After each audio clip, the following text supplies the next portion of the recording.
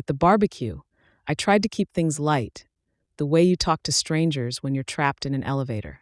I set the bottle of red on the picnic table and said, "I can't wait for our vacation." I meant nothing dramatic. 3 days in a cheap cabin with quiet and coffee and the sound of wind moving through pines. My father laughed first, that polished, hollow laugh he uses before landing something sharp. "It's only for family, without you," he said, and the patio roared like someone had told the funniest joke of the summer. My sister, Tara, wheezed. Matt slapped his knee. My mother raised her glass, smiling the way people smile for cameras and denials. I didn't break. I nodded as if I'd misheard and stood. The wine stayed corked on the table. I walked to the gate, past the grill and the folding chairs and the cooler full of clattering ice, and kept walking until their laughter was a memory I could fold in half. 5 days later, my mother reached for what she considered hers, $5,000, only to find the card dead and the account carrying a new name. Their group chat bloomed into sirens. I didn't respond. The story didn't end the way they expected because it hadn't started where they thought. It had been growing for years. Small cuts I bandaged with excuses because we shared a last name. I teach 4th grade. My days smell like pencil shavings and dry erase markers, cafeteria pizza and rain-soaked coats.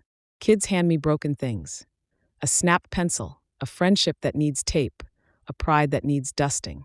Fixing is my native language. It followed me home. I drove 40 minutes to wrangle their Wi-Fi, paid a plumber when the faucets hissed, bought groceries when Mom texted that her card mysteriously glitched. They said thank you and posted photos of family dinners without tagging me. Being useful once felt like belonging. Somewhere along the line, belonging became a bill due every weekend. Emily saw it before I did. She files vacations into neat spreadsheets and remembers to bring a sweater to summer movies. Last spring she said, "They only call when something breaks." I laughed and told her guilt is just our family's dialect. She didn't laugh back. Colorado was supposed to be a pause button. I didn't post a single photo. My cousin did. One snapshot of Emily and me, cheeks pink from firelight. 2 days later my phone filled up. Tara wrote, "Must be nice to forget your family." Matt added, "You've changed." My mother chimed in with a sentence wrapped in sugar and knives. "We're always here for you, but when you have time off you run away like we don't exist." They turned a cheap cabin into betrayal art. By the end of the week, I was cast as the selfish daughter who abandoned the tribe. Emily warned me not to go to the barbecue. "It feels like a setup," she said. Then Mom called, voice bright as the good china she keeps in boxes. "Just family," she promised. So I went, because promises still mean something to me. The yard smelled like charcoal and cut grass. Dad stood at the grill with tongs like a scepter. Matt leaned on the cooler, already 2 beers in. Tara scrolled through her phone with dramatic boredom. Mom set the table, humming the tune she uses when she's rehearsing a scene. I showed up with decent wine and a better attitude. Nobody said hello. I tried small talk about the weather and Matt's new job. He grunted like a gate refusing to open. Tara giggled at something on her screen, and then at me. The silence around the table felt choreographed, as if we were waiting for a line already written. When Dad threw the punchline, "Only for family, without you," it landed like a rehearsed cue. For one stretched second I looked around that patio and saw the pattern from the outside. Exclusion as entertainment, humiliation as sport, belonging dangled on a string.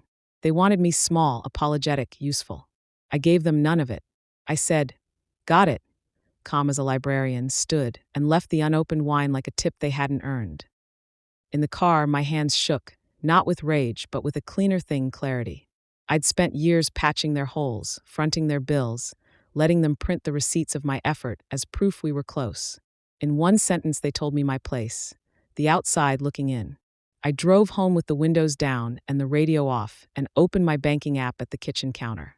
The joint account sat there under the soft focus name we'd given it years ago when helping was supposed to be temporary. I didn't close it. I wanted to see what they would try when I offered nothing. The attempt came on the 5th morning. Withdrawal request, $5,000. The number blinked like a dare. I called the bank, blocked the card, and when the rep asked if I wanted to report fraud, I said, "It's family," and heard how strange that sounded aloud. After the confirmation email arrived, I tapped the account name, Family Fund, deleted the letters, and typed 3 words, Pay without me. I stared at the phrase long enough to feel it settle inside my ribs. Then I hit save. My phone lit up. Mom, did you touch the account? Dad, fix this. Tara, LMAO. Matt, grow up. I took one screenshot, the account name and the failed transaction, and sent it to the group chat without a caption. Then I put my phone face down and went for a walk. The late summer air hung heavy, the sky threatening thunder. For the first time in years, my mind wasn't writing apologies I didn't owe. By lunchtime, the thread had grown teeth.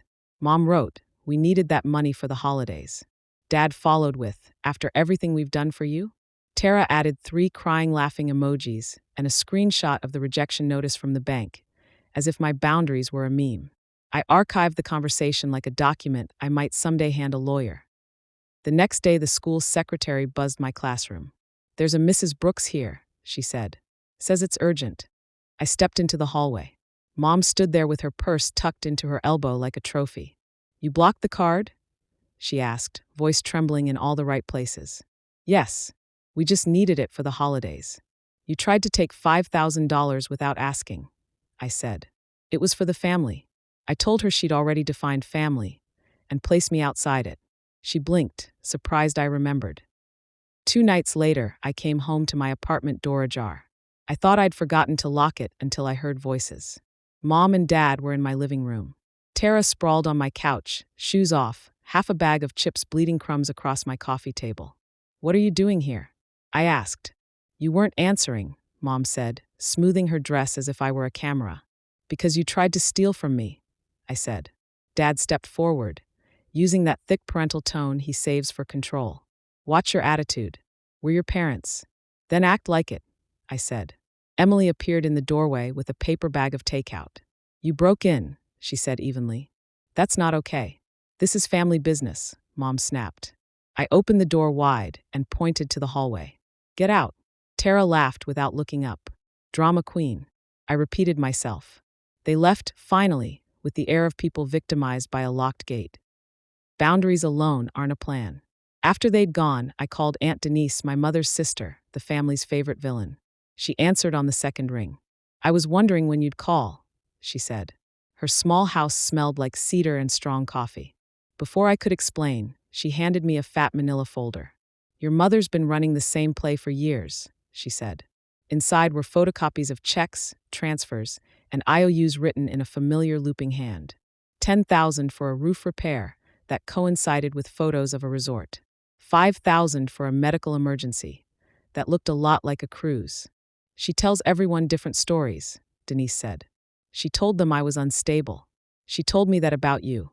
I murmured. Denise laughed. "Of course she did. It helps to discredit whoever remembers the math." We spent hours mapping the pattern. Borrow, guilt, spend, deny. "If you push back," she warned, "they'll hate you." I smiled for the first time all week. They already do. Denise had a friend in financial compliance who showed me how to sever every tie, remove emergency contacts, lock down insurance, close every mutual account. I kept records of messages and screen grabs. I hired a lawyer named Clara who had eyes like a surgeon and patience like stone. "We start with a no-contact order if they keep showing up," she said. "And we document everything." They did keep showing up, if not in person, then in new costumes. 2 weeks into the standoff, the district emailed me. Anonymous complaint alleging I was emotionally unstable and creating a hostile classroom. My hands went cold. I forwarded the email to Denise. By the next afternoon, she called. "Got her. Tara's dorm Wi-Fi. No VPN. Amateur hour." I brought the packet, complaint, timestamps, texts to Clara. She walked it to HR herself. The district cleared me within days and added a note to my file. My principal apologized in the quiet way administrators apologize. "Take a few days off if you need." I taught spelling the next morning and slept without waking to a buzzing phone. The family group chat kept trying new keys. Dad sent paragraphs about respect. Mom sent 3-word texts that read like curses. "You'll regret this." I muted the thread and let it starve. Denise posted a few old photos, not tagged, not captioned. My parents in casino bars and resort pools during the months they'd sworn they couldn't afford groceries. Cousins messaged me privately. "Is this real?" I said only, "I'm done paying." Mom came to my door once more with her brother Brian, who wore sunglasses at dusk and crossed his arms like a rented bodyguard. "We came to make peace," she said. "We canceled the trip." "I'm not going anywhere with you," I answered. "If you come again uninvited, I'll file." Brian scoffed. "You'd threaten your own mother?" "I'm protecting my life," I said. Mom's face went through stages: shock, pity, contempt. "You've changed," she said, as if growth were a crime. "I have," I said. "And I'm not sorry." Change needs a home, so Emily and I found one. A second-floor apartment where morning slides across the kitchen tile and evenings open onto a small balcony above a park. We packed in a single weekend. When the new lock clicked, a tightness in my chest finally loosened. Denise came by with pizza and the cheapest red on the shelf. We ate on the floor. "They'll keep talking," she warned. "They always need a villain." I looked at the blank wall and imagined nothing written on it. "Let them," I said. "I'm not in their story anymore."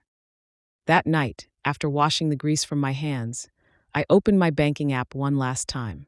The old joint account, now empty and quiet, still wore the name I'd given it in a moment of clean anger. Pay without me.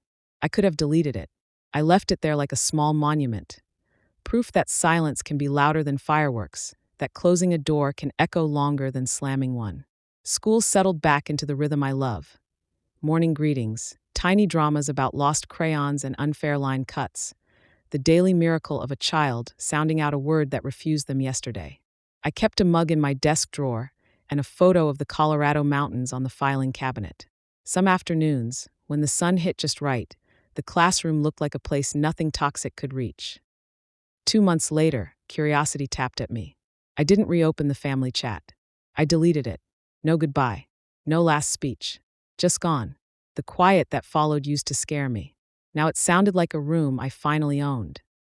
On a Friday night, Emily and I ate pizza on the balcony with our knees pressed together and paper plates balanced on the railing. The city breathed below us.